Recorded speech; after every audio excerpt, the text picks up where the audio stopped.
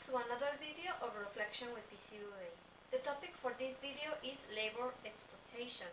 Exploitation of labor is the act of treating one's workers unfairly for one's own benefit.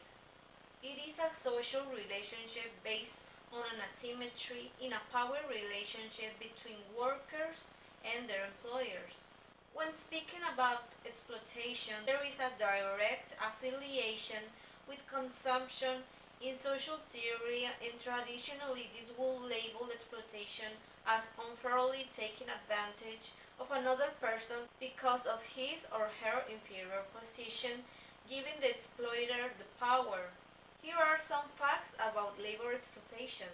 At any given time in 2016, an estimated 40.3 million people are in modern slavery, including 42.9 million in forced labor and 15.54 million in forced marriage.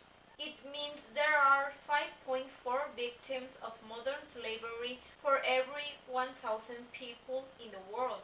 1 in 4 victims of modern slavery are children. Out of the 24.9 million people trapped in forced labor, 16 million people are exploited in the private sectors such as domestic work, construction, or agriculture.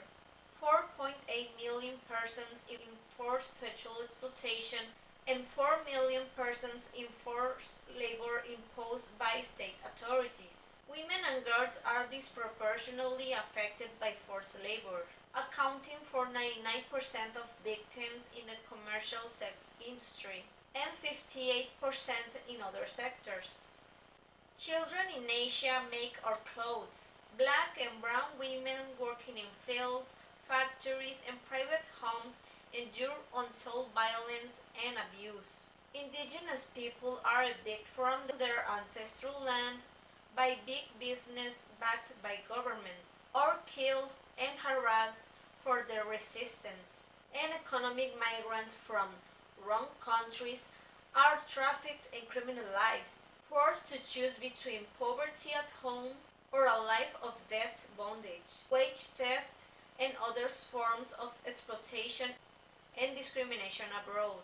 In the Middle East, for example, where tens of thousands of migrant women from Asia and Africa work in the care industry, primarily as domestic workers, the kafala sponsorship system continues to drive economic growth while leaving workers vulnerable to abuse.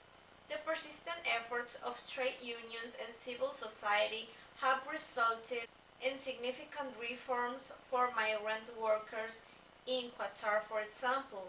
Globally, an estimated 152 million children between the ages of 5 and 17 are victims of child labor, and almost half work in hazardous conditions. Approximately 62.1 million child laborers can be found in the Asia-Pacific region.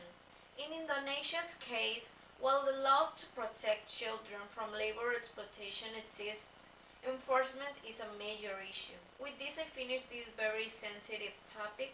I hope you guys liked the video. If you have any question, please leave a comment and I'll address it in another video. So, I'll see you next time.